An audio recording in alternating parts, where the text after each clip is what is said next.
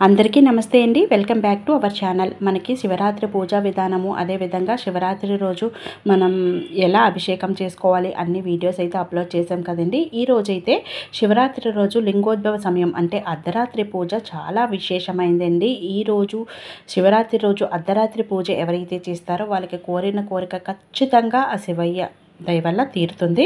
అయితే ఈ పూజ ఎలా చేసుకోవాలి, నిర్మాల్యాలన్నీ తీసేయాలా, ఉంచొచ్చా, అదేవిధంగా ఇప్పుడు ప్రత్యేకించి ఏం చేయాలి అన్నీ కూడా విశేషంగా అయితే తెలుసుకుందామండి. ఇప్పుడు లింగోద్భవ సమయంలో అభిషేకానికి చాలా ప్రత్యేక స్థానం ఉంటుందండి. అందుకని ఇప్పుడు కూడా అభిషేకం అయితే చేయాలి. మనం ముందుగా అభిషేక ద్రవ్యాలు అవి కూడా సిద్ధం చేసుకొని ఉంచుకోవాలన్నమాట. లింగోద్భవ సమయంలో పూజ అన్నది జాగరణ ఉన్నవాళ్ళు మాత్రమే చేయగలరండి. ఈ పూజ చేస్తే చాలా చాలా విశేషమైన ప్రతిఫలం అయితే కలుగుతుంది. పూజా విధానాన్ని తెలుసుకుందాము. ఇప్పుడు సాయంత్రం చేసిన పూజవి అన్నీ ఉంటాయి కదా, అన్నీ కూడా పూలవి తీసేసాను. ఇవి మీరు వదలకుండా ఉంటే ఉంచుకోవచ్చు, లేదు చిన్నగా వదిలినా సరే తీసేసి కొత్తవి వేసుకోవచ్చు అనమాట. ఉన్నట్టయితే అర్ధరాత్రి పూజ అంటే లింగోద్భవ సమయంలో నార్మల్గా సామాన్యులు ఎవ్వరూ కూడా చెయ్యరు. చేస్తే మరి అటువంటి ఫలితం అంటే ఇక ఆ శివయ్య అనుగ్రహం మనకి తప్పకుండా లభిస్తుందన్నమాట. అంతగా ఉంటుంది కైలాస ప్రాప్తి, ఐశ్వర్య ప్రాప్తి. ఈ సమయంలో నేనైతే పిండి దీపాలు పెట్టాలి అనుకుంటున్నాను. అందుకే మనం పిండి దీపాలు అందరికీ తెలిసే ఉంటుంది. పిండి దీపాలకు శివనామాన్ని వేసి మనం నువ్వుల నూనెతో దీపారాధన చేసుకోవాలి. సింపుల్గా ఇప్పుడు అర్ధరాత్రి పూజలో ఒక 2 దీపాలు వెలిగిస్తే సరిపోతుంది. ఇంకా మీ ఓపికను బట్టి ఎన్నైనా పెట్టుకోవచ్చు. పూలమాలలవి వదిలిపోతే తీసేసి కొత్తవి వేసుకోవచ్చు. వదిలిపోకుండా ఉంటే అవే ఉంచుకొని పూలు పెట్టచ్చు. తర్వాత ఒక పెద్ద పళ్ళెం తీసుకొని శివయ్యను ప్రతిష్ఠించుకొని దీనిలో అభిషేకం అయితే చేస్తున్నాను. అర్ధరాత్రి లింగోద్భవ సమయంలో పూజ కన్నా మనకి అభిషేకం చాలా ముఖ్యమైనది. ఎందుకంటే లింగోద్భవ సమయంలో అభిషేకిస్తే ఆ మహాశివుడు మంచిగా మనల్ని అనుగ్రహిస్తారు. ఏ పూజకైనా మనకి విఘ్నాలు కలగకుండా విఘ్నేశ్వరుణ్ణి ముందుగా తలుచుకొని నమస్కరించుకొని తర్వాత పూజను ప్రారంభించాలి. మనం ఎలాగా ఉదయం నుంచి పూజ చేస్తూ ఉంటాం కనుక విఘ్నేశ్వరుని కొంచెం గరిక, కొంచెం ధూపం, కొంచెం పుష్పం పెట్టి నమస్కరించుకుంటే సరిపోతుంది.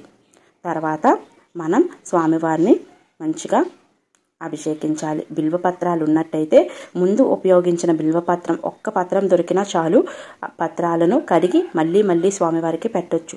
అవి వదిలిపోకుండా ఉండాలి, కానీ మనం ఎన్నిసార్లైనా బిల్వపత్రాన్ని పెట్టొచ్చు. ఎందుకంటే బిల్వపత్రాలకి అంత మహిమ ఉంటుంది. నార్మల్ పువ్వులు మనం వదిలిపోతే నీటిలో వేసి పెట్టకూడదు, కానీ బిల్వపత్రాలకు మాత్రం ఈ వెసులుబాటు అనేది ఉంది. మనం ఎన్నిసార్లైనా కడిగి పెట్టుకోవచ్చు. తర్వాత స్వామివారిని అభిషేకించాలి. మనకి ఏ ద్రవ్యాలు దొరికితే ఆ ద్రవ్యాలతో స్వామివారిని అభిషేకించాలి. పంచామృతాలు కలిపి మనం అభిషేకించవచ్చు. లేదా ఇక నేను చెప్పాను కదా, ఒక వీడియో అయితే అప్లోడ్ చేశాను.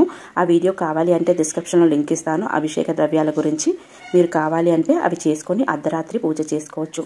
లేదు అవేమి చెయ్యలేము అంటే మంచి నీళ్లతో కూడా మనం అభిషేకించవచ్చు. ఓన్లీ నీళ్లను తీసుకొని స్వామివారిని అభిషేకించవచ్చు. ఇలా స్వామివారికి మీకు సాధ్యమైనంత వరకు పూజ చేసి అభిషేకాలు చేసి మనస్ఫూర్తిగా నమస్కరించుకోండి. ఆ శివయ్య ఆశీస్సులు తప్పకుండా మనకి లభిస్తాయి. ఇక లింగోద్భవ సమయంలో అంటే చాలా పవిత్రమైన సమయం అన్నమాట. అందుకని ఆ సమయంలో ఎవరైతే భక్తి శ్రద్ధలతో స్వామివారిని ఆరాధిస్తారో 1,000,000 రెట్ల ఫలితం అయితే కలుగుతుంది. అంటే మనం ఉదయం నుంచి సాయంత్రం వరకు చేసే పూజ ఒకటి, లింగోద్భవ సమయంలో చేసే పూజ ఒకటి.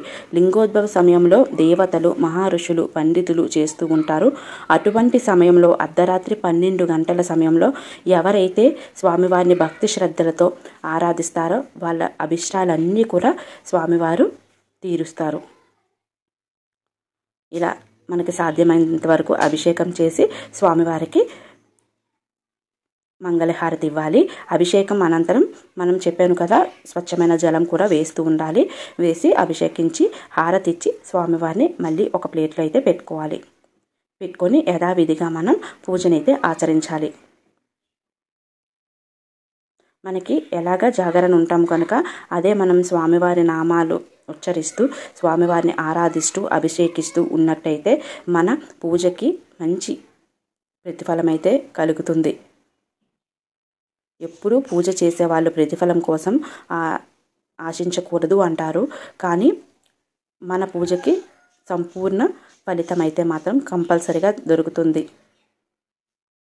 ఇలా మీరు ఏవైతే అభిషేక ద్రవ్యాలు అన్నీ చేస్తారో వాటితోని అభిషేకించాలి. ఒకవేళ అన్నాభిషేకం చేద్దాము అనుకున్న వాళ్ళు అన్నంలో కొంచెం పెరుగు కలిపి అభిషేకించినట్టయితే, అంటే మనం శివలింగం ప్రతిష్ఠించుకొని అన్నంలో కొంచెం పెరుగు కలిపి అభిషేకించి ఆ అన్నాన్ని తీసి పక్కన పెట్టుకొని ఉదయం ఇప్పుడు కొంచెం కొంచెంగా ప్రసాదం తీసుకున్న ఉదయం ఆ అన్నాన్ని అందరికీ పంచిపెట్టవచ్చు, లేదా దద్దోజనం కింద చేసి మీరు కూడా ఇంట్లో అందరూ కూడా స్వీకరించవచ్చు.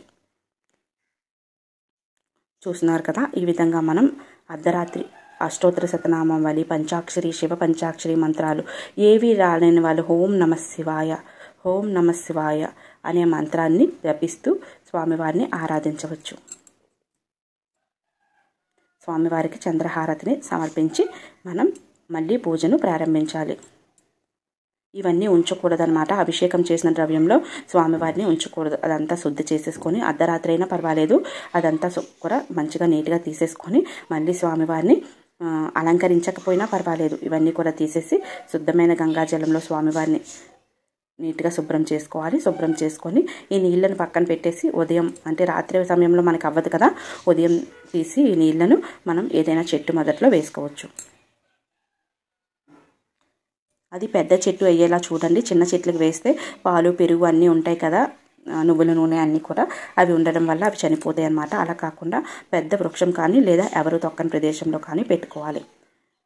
ఇలా స్ఫటికమాలతో అలంకరించుకొని స్వామివారిని మళ్ళీ ప్రతిష్ఠించుకున్నాను. అనంతరం మనం స్వామివారికి పూజను చేసుకోవాలి. ఈరోజు మనకి స్వామివారికి ఇష్టమైన తెల్ల జిల్లేడు పుష్పాలు అయితే నాకు లభించాయి. వాటితోని పూజ అయితే చేస్తున్నాను. 8 మంత్రాలు ఉంటాయి కదా లింగోద్భవ సమయంలో, ఆ మంత్రాలను చదువుకుంటూ స్వామివారికి పుష్పాలతో అలంకరణ చేస్తున్నాను. ఇలా పూజ చేసుకొని ఓం నమః శివాయ, ఓం నమః శివాయ అనుకుంటూ ఉంటే తప్పకుండా ఆ శివయ్య ఆశీస్సులు మనందరిపైన ఉంటాయి. ఎవరైతే రాత్రి జాగరణ ఉంటారో ఉపవాసం ఉండి వాళ్ళు మరుసటి రోజు ఉదయం వరకు ఉండాలి. మరుసటి రోజు ఉదయాన్నే మీరు మంచిగా స్నానం చేసి పూజను ఆచరించి ఇంట్లోని తెల్లవారుజామునే అన్నమాట 4 గంటల కల్లా నదికి కానీ సముద్రానికి కానీ ఎక్కడైనా పుణ్యక్షేత్రాల్లో జలం ఉంటుంది కదా, అక్కడికి వెళ్ళి స్నానం ఆచరించాలి. మళ్ళీ ఇంటికి వచ్చి శివయ్యకు మంచిగా భక్తి శ్రద్ధలతో ఆరాధన చేసి నైవేద్యాన్ని సమర్పించాలి. సమర్పించి అప్పుడు ఉపవాస విరమణ అనేది, ఇంకా కొంతమంది అయితే ఆ రోజు అంతా కూడా ఉంటారనమాట. పళ్ళు పలహారాలు తీసుకొని ఉండి సాయంత్రం చంద్ర దర్శనం తర్వాత భోజనం చేస్తారు. లేదు ఉండలేము అనుకునే వాళ్ళు ఆ రోజు ఇక్కడ శివయ్యకు పెట్టిన అరటిపళ్ళు అవన్నీ కూడా గోమాతకు తినిపించి నమస్కరించుకొని మీరు ఉపవాస విరమణ చేసుకోవచ్చు. ఇప్పుడు మధ్యాహ్నం ఏదైతే మీరు భోజనం వండుతారో, అంటే పప్పు అన్నం ఇలా వండుతూ ఉంటాం కదా, అటువంటివన్నీ కూడా ఒక ప్లేట్లో వేసి స్వామివారికి నివేదించి మీరు స్వీకరించవచ్చు.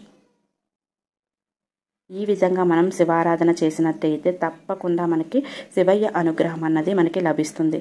ఈరోజు ప్రత్యేకించి జిల్లేరు పూలే ఉండాలి అని లేదు, తెల్ల వర్ణంలో ఉన్న పుష్పాలతో స్వామివారిని ఆరాధిస్తే చాలా మంచిది.